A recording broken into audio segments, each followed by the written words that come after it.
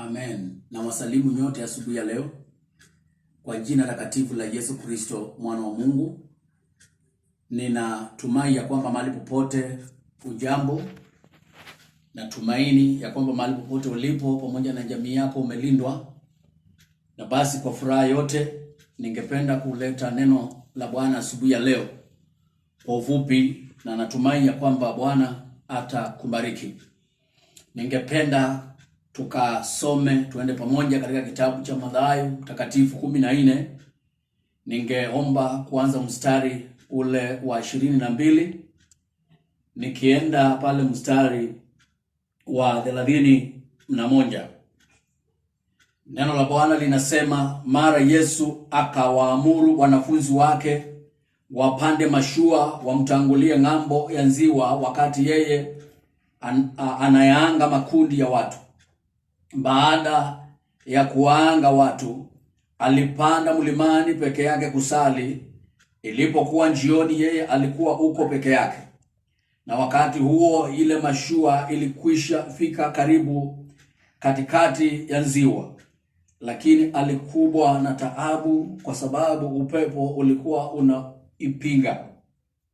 Usiku karibu na mapambazuko, Yesu aliwaendea wanafunzi akitembea juu ya maji. Wanafunzi wake walipomuona akitembea juu ya maji, waliongopa sana, wakisema ni mzimu. Wakapinga yowe kwa hofu. Mara Yesu akasema nao, tulieni, ni mimi, msiongope. Mstari wa 28, Petro akamwambia, Bwana, ikiwa ni wewe kweli, amuru nitembee juu ya maji nije kwako. Yesu akasema, haya, njoo. Basi Petro akashuka kutoka ile mashua, akatembea juu ya maji, akamwendea Yesu. Lakini alipouona ule upepo, aliongopa, akaanza kuzama, akalia kwa sauti, Bwana, niokoe. Mstari wa 31, hapo Yesu akanyosha mkono wake, akamshika na kumwambia, ewe mwenye imani haba, kwa nini uliona shaka? Mstari wa 32 na 3, naomba nisome pia. Kisha wakapanda mashuani na upepo ukatulia. Wote waliokuwa ndani ya mashua walimsujudia, wakisema, hakika wewe ni mwana wa Mungu. Wapendwa, ningependa kushiriki nanyi neno la Bwana mahali ambapo tumesoma. Na ningependa kushiriki nanyi neno la Mungu na kichwa cha ujumbe mfupi ya kwamba inuka uingie katika mazingira mapya ya kiroho. Arise and occupy new spiritual territory. Allow me, brothers and sisters, niseme hivi ya kwamba sisi wale watu wa Mungu ambao tumeokoka, siku baada ya nyingine Mungu anatuita tutoke katika mazingira na maeneo ambayo tumeyazoea kwa muda. Na nikumbalishe niseme hivi ya kwamba mara nyingi maeneo na mazingira ambayo tumeyazoea kama watu wa Mungu yanafika mahali yanakuwa kwetu ni ngumu kuweza kutoka pale, kwa sababu mazingira tumeyaelewa vizuri, mazingira tumefanya urafiki naye, na hata hao mazingira pia amefanya urafiki nasi, na tunafikiria kama watu ya kwamba hayo ndio mazingira pekee ambayo tunaweza ishi, mazingira pekee ambayo tunaweza mtumikia Mungu. Lakini niseme hivi ya kwamba kila kuchao Mungu na Roho wake Mtakatifu ananena na sauti kubwa kupitia kwa neno lake, kupitia kwa Roho wake, kupitia kwa watumishi wake, hata pia hao mazingira, ya kwamba a time comes for us to arise and occupy a new territory. Neno la Mungu linasema baada ya Yesu Kristo kuwalisha watu 5,000, aliweza kuwaanga wanafunzi wake ili waweze kutoka wamtangulie katika ng'ambo ya ziwa. Na neno la Mungu linasema hivi ya kwamba baada ya Yesu kuanga wanafunzi wake na akabaki basi akianga umati, baadaye alipanda juu ya mlima kuomba. Na wanafunzi wake wakaanza safari na ile mashua. Na neno la Mungu linasema hivi ya kwamba katika safari yao wakiwa ndani ya ziwa, kukatokea dhoruba kali sana. Na ikawa ya kwamba kulikuwa na taabu nyingi sana, kwa sababu upepo ulifuma na kupiga sana. Na basi neno la Mungu linasema hivi ya kwamba Yesu aliona hayo alipokuwa mlimani. Akaona jinsi wanafunzi wake walipokuwa wanapigwa na mawimbi ndani ya mashua, magharibi, mashariki, kaskazini. And then surprisingly, neno la Mungu linasema hivi ya kwamba Yesu Kristo alikuja karibu mapambazuko akitembea juu ya maji. Juu ya maji. Yesu hakuharakisha. Ingawanji hali ilinena ya kwamba Yesu ashuke, ilinena Yesu aharakishe kuingilia katikati. Lakini Yesu Kristo tu alikuwa mlimani, anaendelea kuomba, akitazama wanafunzi wake wakiwa katika dhoruba, wakiwa katika hali nzito. Lakini sasa ikielekea asubuhi, mapambazukoni, neno la Mungu linasema ya kwamba Yesu akaja akitembea juu ya maji. Na basi wanafunzi wake walipomuona walishtuka sana, na hata hawakuamini kama ni yeye, kwa sababu hawakuwa na experience, hawakuwa na ushuhuda wa kumuona Yesu Kristo akitembea juu ya maji mara nyingine tena. Na basi wakawa wanapiga mayowe wakilia, na mara moja Yesu Kristo akasema na wao ya kwamba watulie na wasiongope. Petro, mmoja wa wanafunzi wake, basi akamwambia Yesu Kristo, kama ni wewe kweli, basi amuru mimi nitembee juu ya maji nije kwako. Na Yesu akasema, haya, njoo. Tunaona ya kwamba wanafunzi walipomuona Yesu Kristo akitembea juu ya maji, wao hawakuamini kama ni yeye. Kitu cha kwanza walipatwa na woga zaidi. Ningependa msikilizaji, mahali popote ulipo, unjaribu kukombea. Walikuwa na woga tayari na matatizo ambayo alikuwa amewapata pale almost usiku mzima kwenye bahari. Na sasa huo woga unaongezwa mwingine ya kwamba hapa kuna kiumbe kingine, kuna kimzimu ambao kimetokea baharini. Most walifikiria kwamba wamekuja kumaliziwa. Most walifikiria kwamba hiki kimzimu ndio sababu ya hali ambao imewakumba almost usiku mzima. Lakini Yesu anasema, msiongope, ni mimi.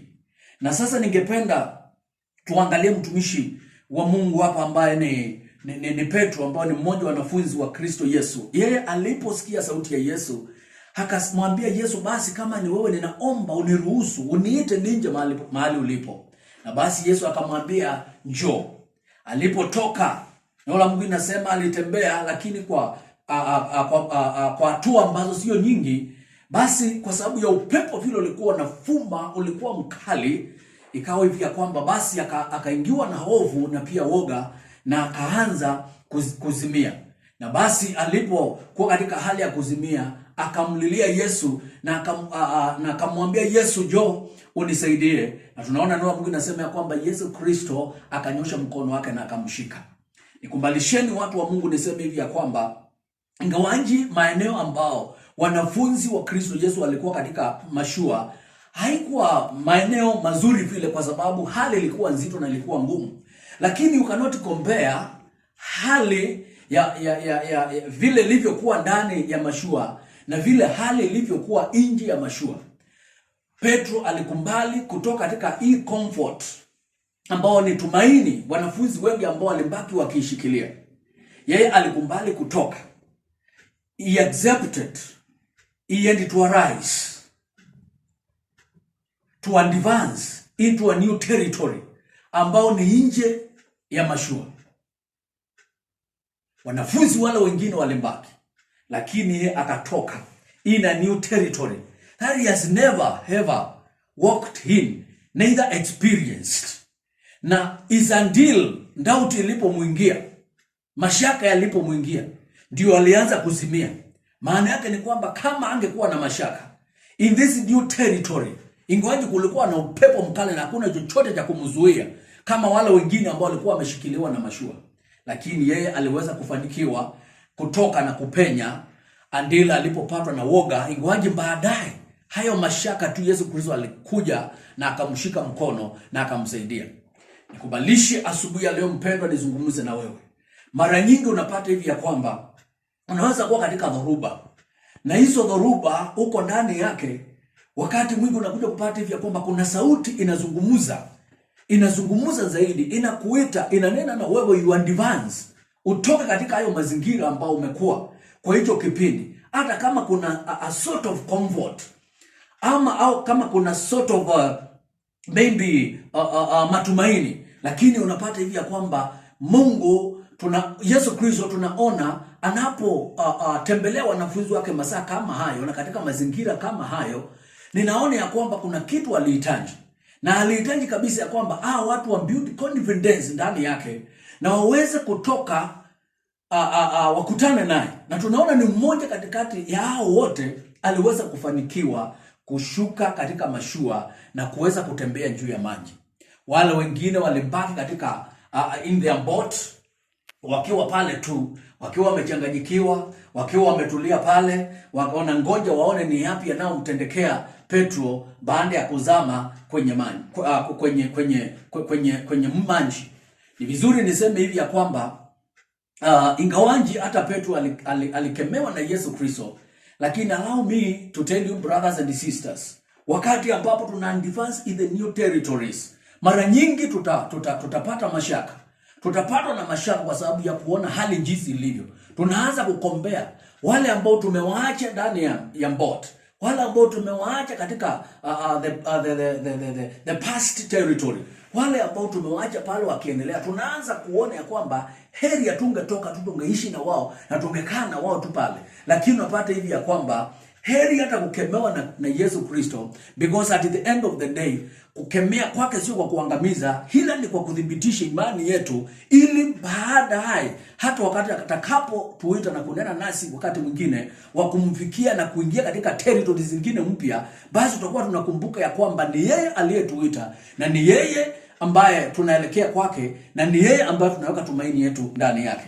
Nikumbalishe watu wa Mungu, niwaambie asubuhi ya leo ya kwamba ukipenda kujua ishara ya kwamba Mungu yende ikawa roho wake, yende ikawa Yesu Kristo anakuita utoke katika yale maeneo ambao is a comfort zone, ni vizuri uelewe hivi ya kwamba mara nyingi storms, upepo, dhoruba zinaweza kupinga sana. Unaweza pata unacheleweshwa, unakaa mahali kwa kipindi kirefu sana. Hao wanafunzi wa Yesu wangekuwa wamesafiri na wakafuka ng'ambo ile nyingine, lakini unapata ya kwamba ilichukua muda mrefu sana, kwa sababu wanapigwa, wanarudishwa nyuma, wanapelekwa pale, wanarudishwa pale. Lakini unapata hivi ya kwamba kuna kitu Mungu alipenda, au Yesu Kristo alipenda watu wake wajifundishe, na alipenda waweze kuadvance to another level of faith.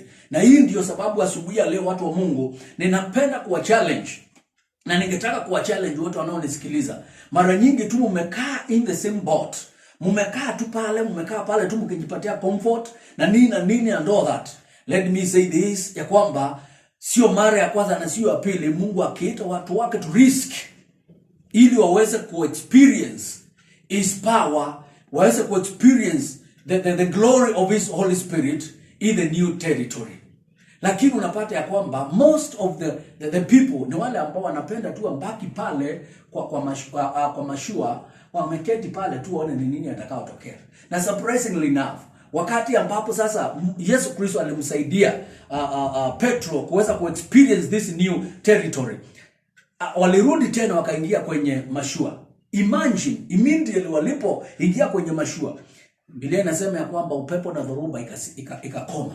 Na sasa mstari wa 32 mpaka 3, baada ya Yesu sasa kupanda juu ya mashua na upepo ukatulia, dhoruba zikatulia. Imagine that then inasema hivi kwamba na wote waliokuwa ndani ya mashua walimsujudia, wakasema hakika wewe ni mwana wa Mungu. Kuna watu ambao wanangoja, my sister, my brother, ufanye hicho ambacho unakiri. Wao wako tayari. They will not support you. They will just be there. Watapenda tu mkae katika ile status quo pale.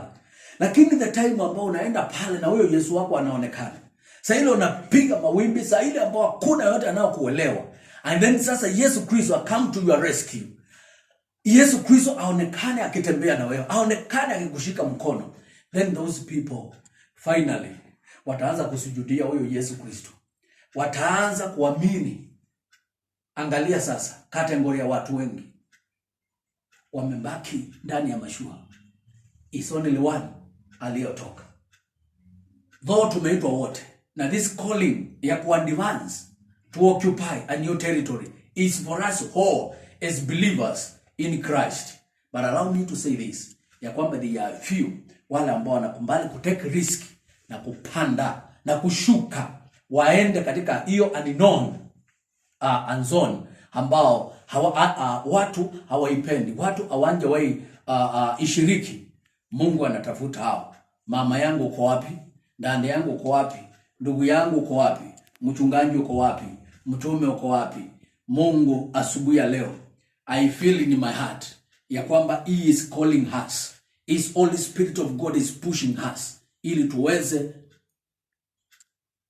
kuwa rise, kuinuka na kuenda to advance na to experience this new territory. Not even experiencing, we occupy it in Jesus' name. There is a known territories, new territories ambao Mungu anataka tuweze kuzioccupy. But it's until we get out of the boat, is until we get out of those comfort zone, is until we separate ourselves from the friends, congregation. Na wewe unatoka as an individual, utaona Mungu akijidhihirisha na akijitukuzisha. Unakumbuka Mungu akinena na Yoshua, akimwambia mtumishi wangu Yoshua, ingawaje hata miaka yako imeenda sana na umezeeka. Hiyo ilikuwa ni baada ya Yoshua kupeleka wana wa Israeli katika nchi ya ahadi, ni baada ya kutembea na wao akiwaonyesha mambo yote na sehemu fulani akazingawa na kila kitu chote na settlement. Lakini amefanya hiyo yote na amezeeka. Lakini Mungu neno analo limwambia Yoshua ni kwamba, Yoshua mtumishi wangu, ingawaje miaka yako imeenda sana na umezeeka, ila umefanya kazi nzuri, bali na ujumbe huu kwa ajili yako ya kwamba kuna new territories bado amunja occupy. Kuna new territories bado amunja occupy. We should not sleep, brothers and sisters, even during this time. Watu wengi wanaweza kuwa wamejawa na woga, kukata tamaa. Lakini during even this period of coronavirus, elewa kabisa ya kwamba the Spirit of God is active. Anatafuta ni nani yule atakaye toka juu ya mashua ili aweze kumshirikisha utukufu ulio katika hiyo new territory ambao wengine wanaongopa. Mimi ni mmoja wao, niko tayari. Je, wewe uko tayari wakati kama huu kuoccupy that new territory ambao kila mtu yote ameongopa, kila mtu yote amerudisha mguu nyuma, na wengine wanasema kama wanafunzi wa Yesu vile alisema ni mzimu, ni mizimu, ni mipepo, ni shetani and all that. But why don't we see Jesus?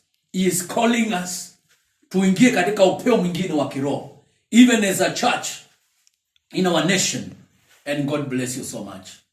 Thank you. God bless you. Have a good day.